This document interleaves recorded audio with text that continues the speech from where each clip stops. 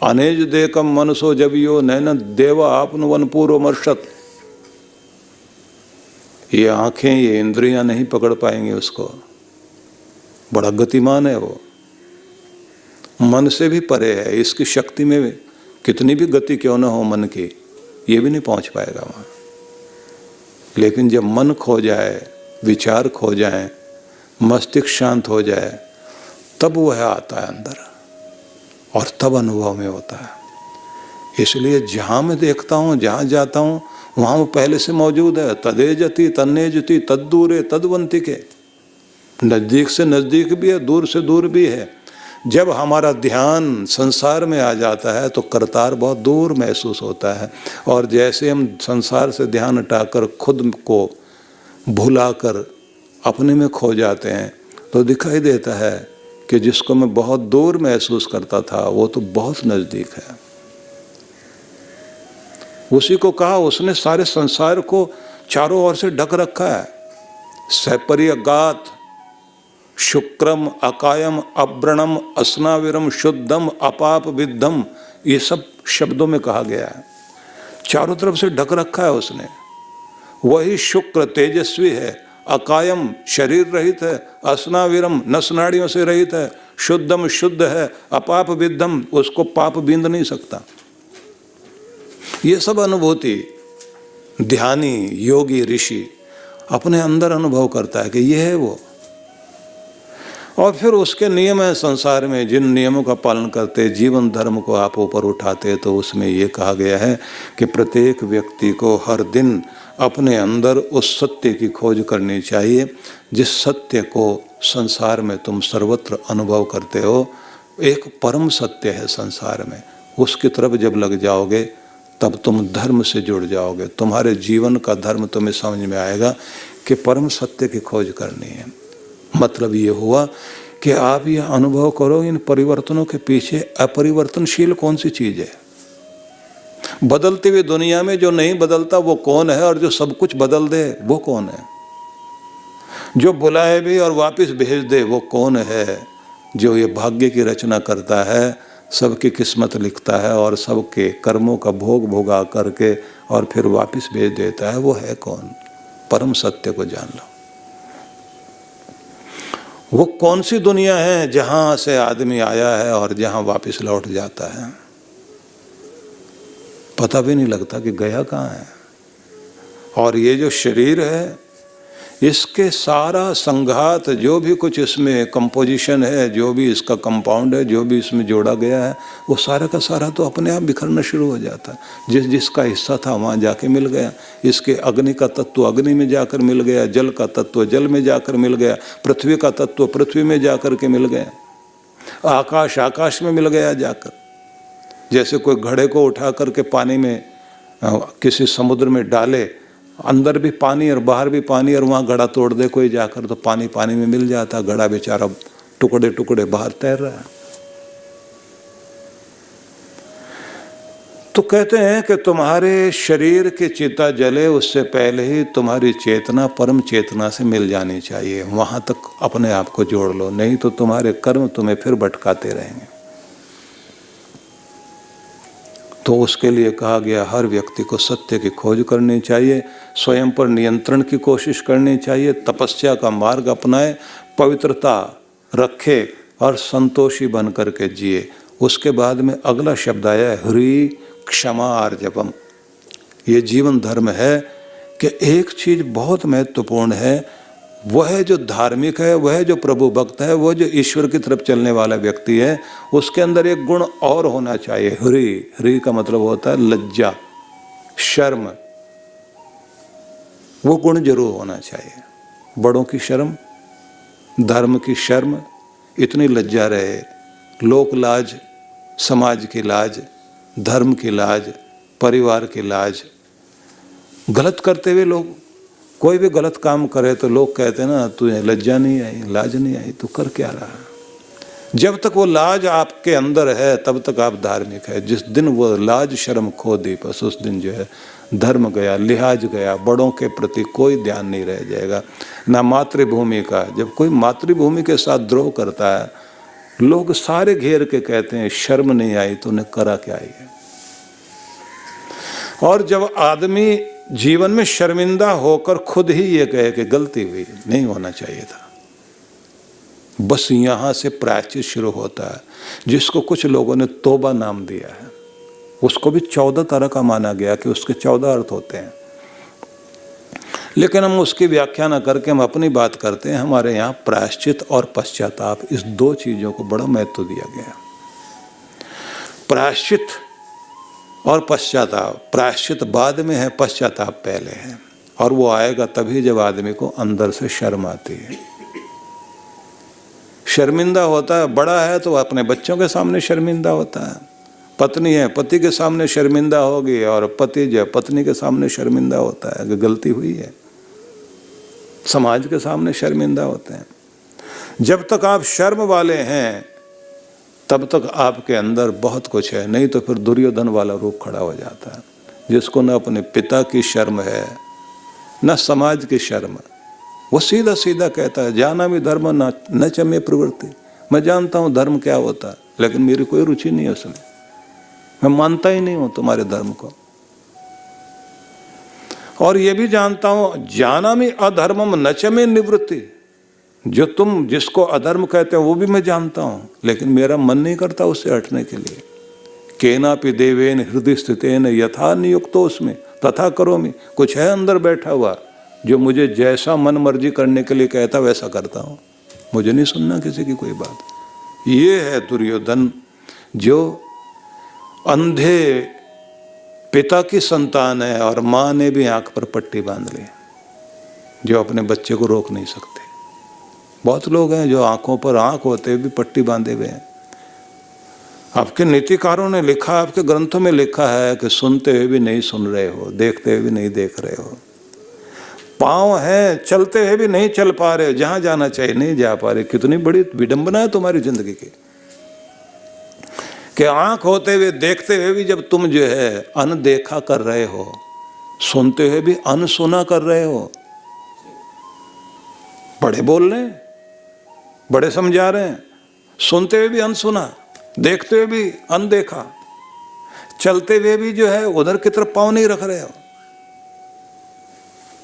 कि यही तो विडंबना है। और जिस दिन आपकी जिंदगी में शर्म है उस दिन समझ लेना कि अभी धर्म जिंदा है आपके अंदर। क्या कहेंगे लोग? अब वैसे ये बात अलग है कि लोग बोलते ही रहते हैं, लेकिन जिस समय आपकी आत्मा अंदर से बोलती है बात तो वहां से शुरू होती है। लोगों के ऊपर उस तरह से नहीं जाए कि लोगों ने बोल दिया। हाँ, ये जरूर देख लेना कि आपकी अंतरात्मा क्या कहती है। आजकल कहते हैं ना कि सबसे बड़ा रोग क्या कहेंगे लोग। गुरुजीएफ ने एक प्रयोग किया, ध्यान में यूरोप, अमेरिका, इंग्लैंड में काम करने वाला एक महान मनस्वी हुआ है जॉर्ज गुरुजीएफ। उसका एक प्रयोग था ध्यान में, बड़ा अद्भुत प्रयोग था।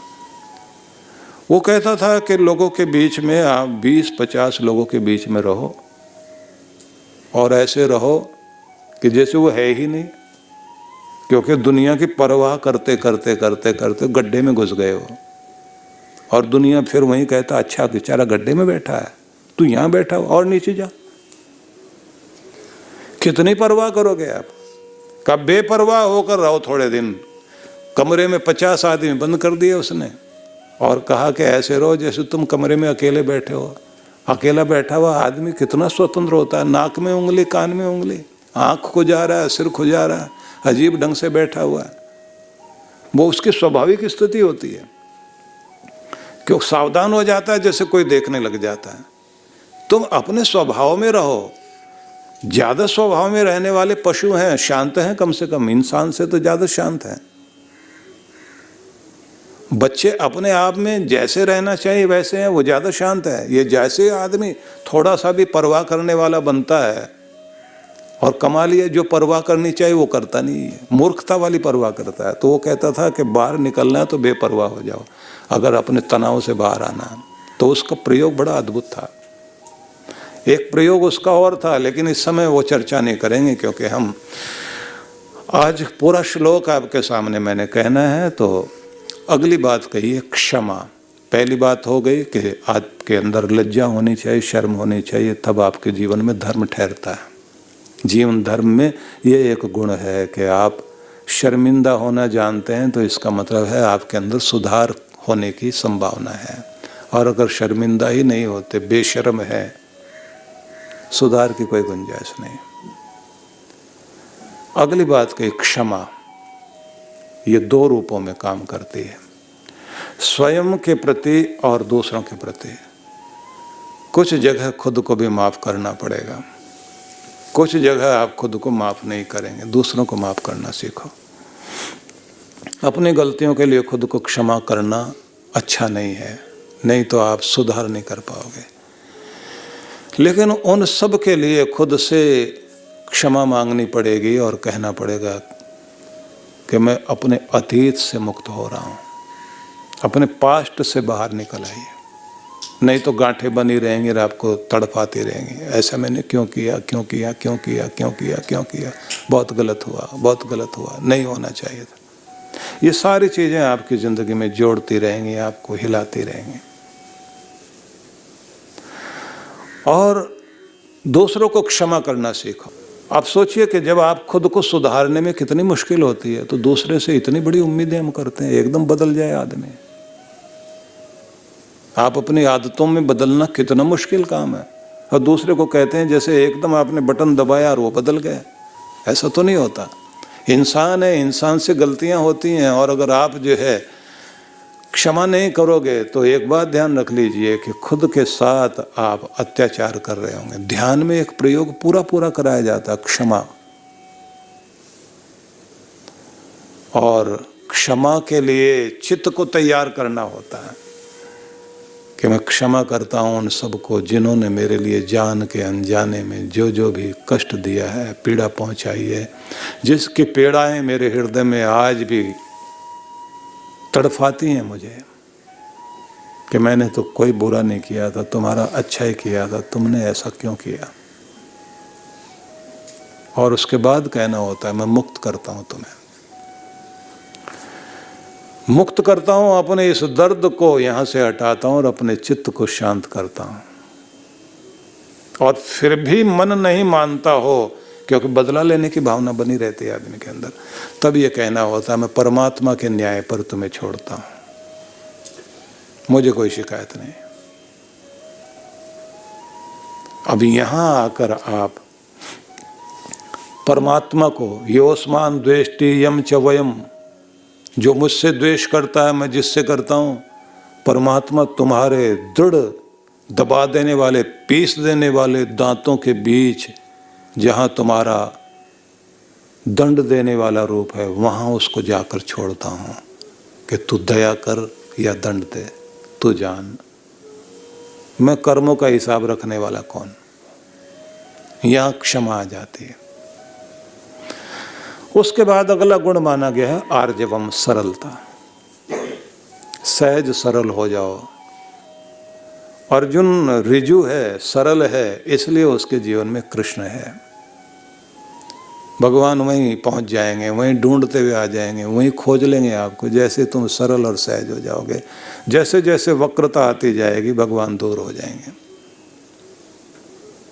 नीतिकार थोड़ा अलग कहते हैं, वो कहते हैं टेढ़ा होकर के जियोगे तो ज़्यादा अच्छा है, क्योंकि जंगल में वही पेड़ काटे जाते हैं जो सीधे होते हैं।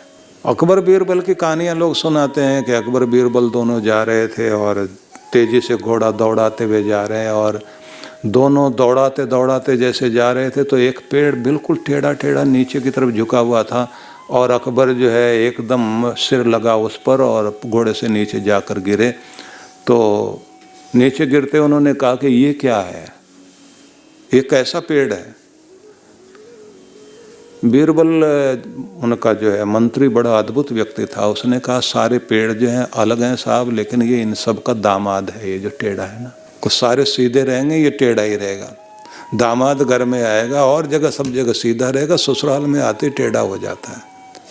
अब उन्होंने कहा कि ये दामाद तो अच्छी चीज़ नहीं होती है, इनको तो दंड मिलना चाहिए, क्योंकि मेरे तो गर्दन में भी दर्द आ गया और माथे पर भी लग गया। उसने तो वापस जा कर के 3 फांसी बना ली। बोले जो है जो भी दामाद हैं, बोले साहब आपका भी है, मेरा भी दामाद है और लोगों के तो दामाद हैं। बोले 3 फांसी बनाओ। तो इसने जो बनाई है, एक सोने की बनाई, एक चांदी की बनाई और एक जो है सामान्य फांसी बनाई। तो बादशाह ने कहा कि ये सोने वाली किसके लिए है? बोले आपके लिए। चांदी बोले ये मेरे लिए है। बोले बाकी दुनिया के लिए। हमको भी फांसी दोगे क्या? बोले महाराज आप भी तो किसी के दामाद हैं। जहाँ आप दामाद हैं वहाँ आप टेढ़े हो जाते हैं, जहाँ हम दामाद हैं वहाँ हम टेढ़े हो जाते हैं। वो बोले अच्छा भैया छोड़ो। लेकिन नीतिकारों ने बड़ी एक अजीब बात और लिखी है। उन्होंने कहा ये तो मान लिया कि टेढ़ा होने में फायदा है, क्योंकि कांटे वहीं जाएंगे जो सीधे होंगे। लेकिन एक बात याद रख लेना, सीधे पेड़ों से ही फर्नीचर बनता है और उसी से दुनिया चलती है। टेढ़े पेड़ तो अगर कटेंगे भी सही तो बस ईंधन के काम आएंगे, जलाने के काम आएंगे, चिता के ही काम आओगे तुम दुनिया में, अगर तुम टेढ़े होकर जी रहे हो। सीधे होने का एक ही फायदा है कि तुम्हारे से कुछ तो बनेगा, परमात्मा के लायक भी तब तुम ही हो। इसलिए यहाँ शब्द दिया है आर्जवम, सरलता। आगे कहा ज्ञानम शमो दया ध्यानम मेव। ज्ञान का अर्जन करे व्यक्ति और शांति का उपासक हो और दयालु बन करके जिए। तो कहते कि यहाँ आकर के फिर अगली चीज घटती है, ध्यानम, ध्यान। तब कहते हैं जीवन का धर्म पूरा होता है। और इन सबसे ज्यादा महत्वपूर्ण चीज आती है जिसको कहा है शमो। शम का अर्थ हुआ शांति, शमन करना, अपनी अशांति को शांति में बदलना, अपनी उद्विग्नता को शांति में बदलना। और जब तक आपके जीवन में शांति नहीं है तो ये बात ध्यान रख लीजिए, कितने भी सुख के साधन आपके पास क्यों ना हो, वो सब के सब अधूरे हैं, फिर कोई फायदा नहीं है। मतलब यह है कि सुख भी टिकेगा तो शांति के कारण टिकेगा, और आपके घर की मुस्कुराहट भी कायम रहेगी तो शांति के कारण रहेगी। अशांति अगर घर में है तो बस ये याद रख लेना कि अब फिर आपकी मुस्कुराहट गई। इससे भी ज़्यादा मज़े की बात और ध्यान रख लीजिए, आपके तरक्की के लिए शांति चाहिए। अगर तरक्की चाहते हो तो शांति अपनाओ। अगर आपके ऑफिस में शांति है तो ये बात याद रख लीजिए कि आपके ऑफिस की तरक्की होगी, और अगर अशांति हो गई ऑफिस में तो प्रगति रुक जाएगी। आज के इस कार्यक्रम को हम प्रारंभ करना चाहते हैं। गीता को आधार बनाकर चर्चा होगी, लेकिन उससे पहले मैं आपको ये बताना चाहता हूँ कि महिसागर में स्नान करने के लिए किसी समय में देव ऋषि नारद ने बहुत सारे ऋषियों को एक चर्चा करते हुए देखा। चर्चा कर रहे थे, ये सौराष्ट्र से आए हुए संत थे, सारे ऋषि मुनि लोग। और वहाँ पर उस समय राजा धर्मवर्मा राज कर रहा था। उस राजा धर्मवर्मा ने तपस्या करते समय आकाश से एक आकाशवाणी सुनी, और उस आकाशवाणी में एक श्लोक बोला गया था। ऋषि मुनि उसी श्लोक की चर्चा कर रहे थे कि ये एक रहस्य है, इसको हम जानना चाहते हैं।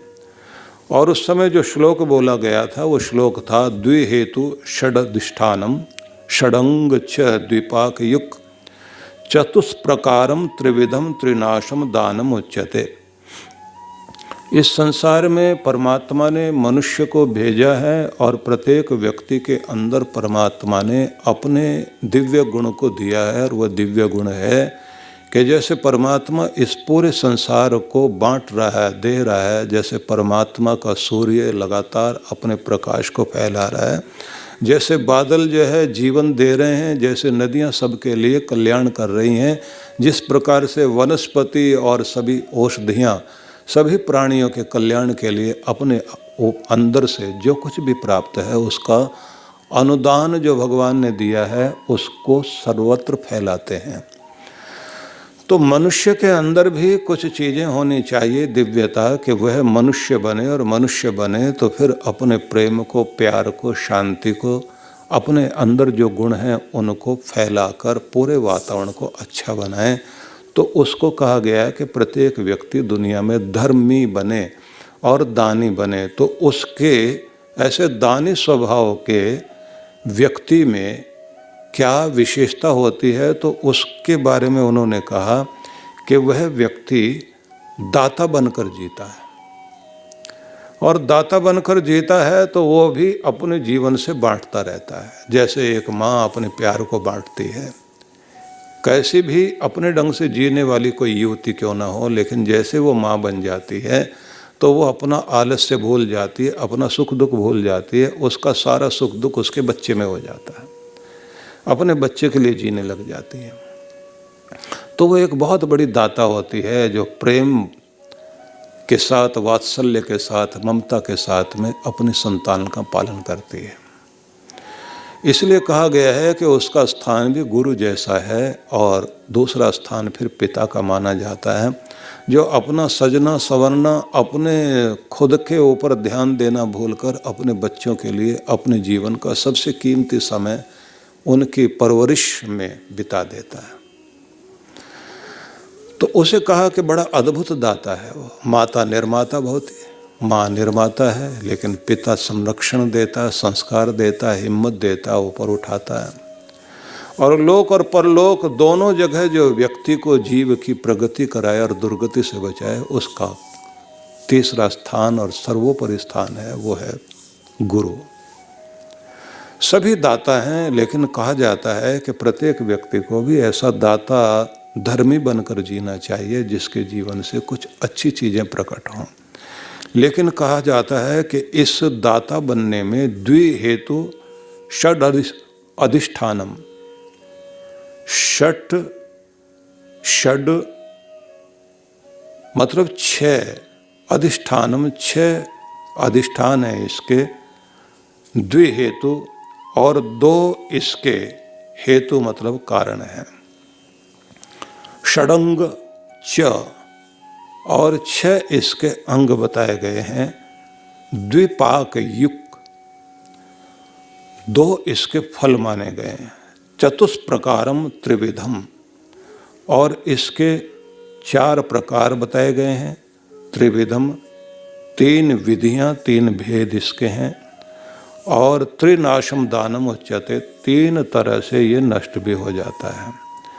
तो कहा गया है कि ये राजन, तुम इसको समझो कि तुमने अपनी ज़िंदगी से बहुत कुछ दिया, सबका कल्याण किया, लेकिन फिर भी दिया लिया व्यक्ति का किया गया धर्म कभी कभी छोटी सी गलती से नष्ट हो जाता है।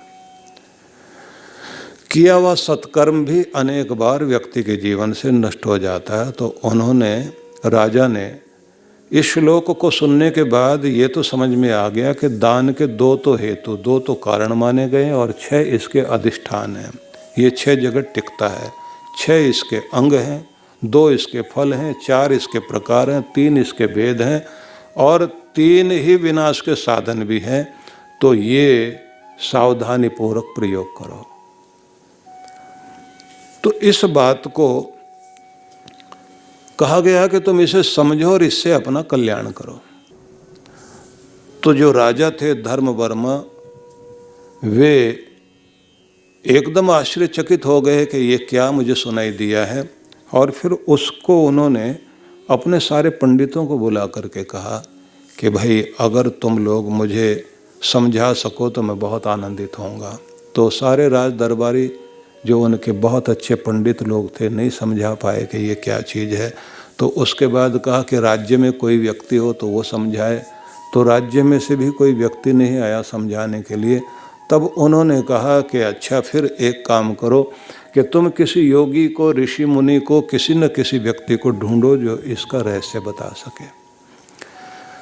तो उसके बाद किसी ने कोई एफर्ट नहीं किया। तो उसके बाद उन्होंने घोषणा की कि अच्छा एक बात है, 7 लाख गव्वें दे दूंगा मैं, 7 लाख स्वर्ण मुद्राएं दे दूंगा, 7 गांव भी उसको दे दूंगा, इनका जो राजस्व आएगा वो व्यक्ति अपनी पीढ़ियों तक उसका भोग भोगेगा। कोई आए मुझे ये रहस्य समझाए।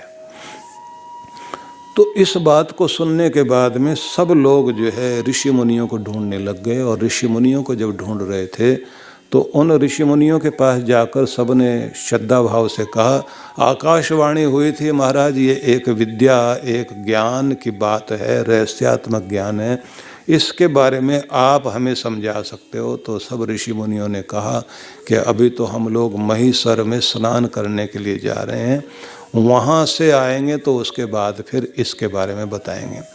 तो वहाँ जब ये सारे ऋषि मुनि आपस में चर्चा कर रहे थे कि ऐसा एक श्लोक बोला गया है, इस श्लोक का रहस्य नहीं समझ में आ रहा, तो उस समय नारद ऋषि इस बात को सुन रहे थे। उन्होंने जो है एक ब्राह्मण का रूप, बूढ़े ब्राह्मण का रूप धारण किया और उन सब ऋषियों से कहा कि तुम लोग बैठ जाओ, मैं तुम्हें इसका रहस्य समझाऊंगा। तो उन्होंने कहा कि देखो, सबसे पहले तो ये जान लो कि इस पूरी दुनिया में प्रत्येक व्यक्ति को श्रद्धा भाव के साथ धर्म का रहस्य जानना चाहिए, जीवन का उद्देश्य जानना चाहिए कि क्यों दुनिया में हम हैं, क्या हम कर रहे हैं, क्या करने के लिए दुनिया में हम आए और जीवन किस तरफ जा रहा है। प्रत्येक व्यक्ति को ऐसे ही पशुओं की तरह जीवन नहीं बिताना चाहिए, ध्यानपूर्वक उसे धर्म के रहस्य सुनने चाहिए। तो इतना सुनने के बाद में सभी ऋषि मुनि वहाँ श्रद्धापूर्वक बैठ गए, और बैठने के बाद उन लोगों ने कहा कि महाराज अब आप इसका रहस्य हमें समझाइए। उन्होंने कहा सबसे पहले तो है द्विहेतु, 2 हेतु, 2 कारण। बोले सबसे पहले एक बात ध्यान रख लेना चाहिए, सामर्थ्य और श्रद्धा, ये 2 कारण माने जाते हैं। व्यक्ति के अंदर सामर्थ्य होना चाहिए इस बात के लिए कि मैं वीरता पूर्वक जिंदगी से कुछ देने वाला बन जाऊं। मतलब ये है कि प्रत्येक व्यक्ति का हाथ मुड़कर हमेशा मुंह की तरफ आता है, दूसरे को खिलाना नहीं चाहता। हर व्यक्ति मैं और मेरा में जीता है।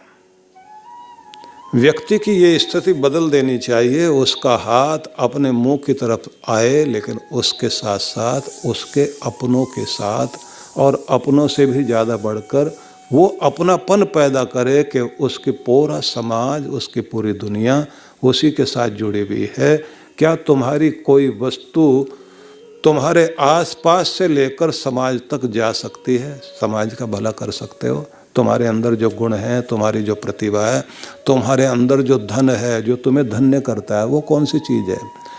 तुम्हारी जमीन, जायदाद, रुपया, पैसा, सिर्फ यही तुम्हारा धन नहीं है। तुम्हारे अंदर के गुण, तुम्हारी विद्या, अगर तुम जो है किसी भी तरह की विद्या को, कोई भी प्रतिभा, कोई भी कौशल तुम्हारे पास है, उसका लाभ स्वयं लेते लेते और अपने परिवार वालों को भी सिखाते सिखाते, वो गुण देते देते कोशिश करो कि वो चारों तरफ तुम सूरज की तरह अपने प्रकाश का विकिरण करो, फैलाओ उसको, दुनिया को कुछ देकर जाओ। और इस बात को याद रखो, एक छोटी सी चींटी भी इस दुनिया को कुछ देकर जाती है। उसके द्वारा जमा किए गए दाने अपने लिए जमा किए थे, कुछ उसने खा लिए और कुछ उग करके पौधे बन गए। किसान लोग इस बात को जानते हैं कि जहाँ खेतों के अंदर चींटियाँ होती है, चारों तरफ जितने भी पौधे उग रहे होते हैं फसल के, सबसे ज़्यादा ऊंचा और अच्छा फल वाला पौधा वहाँ उगता है जहाँ चींटियों का बिल होता है, क्योंकि वो मिट्टी को भी उपजाऊ बना देती हैं और उनके बोए हुए दाने उगते हैं तो उनमें फल भी बहुत अच्छा लगता है। वो कहती है कि किसान तेरे खेत में घर बना के जिए हम लोग, मेरा परिवार और हम लोग। अब ये पौधा हम तुम्हारे लिए जमीन उपजाऊ बनाते हैं, तुम्हारा बीज जो है उसी को उगा करके तुम्हारे लिए वापस करते। हमने तुम्हारे 2-4 दाने खाए होंगे, लेकिन भगवान तुम्हें 400 दाने दे उसके बदले। वो छोटी सी चींटी भी देकर जाती है कुछ। इस जमीन के अंदर रहने वाला छोटा सा केंचुआ भी जिन बागों की ज़मीन में ये होता है वहाँ की ज़मीन को इतना उपजाऊ बना देता। अब तो केंचुआ खाद की एक परंपरा चल पड़ी है कि ये यूरिया और ये पोटास और ये तरह तरह के खाद जो ज़मीन में डाले जा रहे हैं, इसने तुम्हारी उपजाऊ भूमि को, उर्वरा भूमि को भी नष्ट कर दिया है और जहर आ गया है तुम्हारी ज़मीन के अंदर। और ये जहर जो है बढ़ते बढ़ते तुम्हारे फलों में, अनाज में, सब जगह आ गया। इसलिए तुम ये देखते हो कि छोटी सी आयु में बच्चों के अंदर ऐसी ऐसी बीमारियां आ गई जिनके बारे में कभी सुना नहीं था। हर आदमी के शरीर के अंदर बीमारियां पनप रही हैं। जो कभी मीट मांस नहीं खाता, शराब नहीं पीता, कोई नशा नहीं करता, कैंसर जैसी समस्याएं उसके भी जीवन में आ गई। प्रकृति ने जो अपने व्यवस्था की है बड़ी अद्भुत है। वो कहते हैं कि हर चीज इस दुनिया में कुछ दे रही है, आदमी के अंदर सामर्थ्य आना चाहिए। चींटी में भी सामर्थ्य है, वो भी दे रही है, केवल अपने लिए नहीं जी रही है। अपनी कॉलोनी बनाकर रहते हैं ये लोग। चींटियों का अपने बिल होते हैं, बहुत सारे कॉलोनी बनाकर रहते हैं, उसमें उनके जो है रक्षक भी होते हैं, प्रहरी भी होते हैं, माल ढोने वाले लोग भी होते हैं। और कमाल ये है कि उनका भी अपना जो है वो जाने का और आने का मार्ग बना हुआ होता है। एक तरफ से जा रहे होते हैं, एक तरफ से आ रहे होते हैं, बीच बीच में सुरक्षाकर्मी पड़े हुए होते हैं, खड़े होते हैं, देख रहे होते हैं। और अगर कहीं कोई एक व्यक्ति, क्योंकि चींटी के अंदर एक बड़ा गुण है, अपने शरीर के वजन से 6 गुना ज्यादा वेट उठाकर भागती है। और इतनी कर्मठ, रात और दिन लगे हुए हैं। और इतना भी गुण है इनके अंदर, जब ये पता लगता है कि बारिश होने वाली है, अपना मकान टूटा हुआ है, अपने घर में जाके सूचना दी जाती है। और वहाँ जो इनका मुख्य प्रबंधन करने वाले लोग जो होते हैं वो कहते हैं भैया आप सामान उठाओ, अपना अंडे बच्चे सब लेकर के दूसरा घर ढूंढो। और उसके बाद वो चल पड़ते हैं उधर। और किसान लोग कहने लग जाते हैं लगता है बारिश होने वाली है 2, 4, 5 दिन में, क्योंकि चींटियां अपने बिल से बाहर निकल रही, सुरक्षित जगह ढूंढ रही हैं। उनको पता है यहाँ पानी भर जाएगा, कॉलोनी खराब हो सकती है अपनी। परमात्मा ने बहुत सुंदर व्यवस्थाएं दी हैं। मैंने तो चींटी का उदाहरण इसलिए दिया है कि चींटी भी कोई चीज है।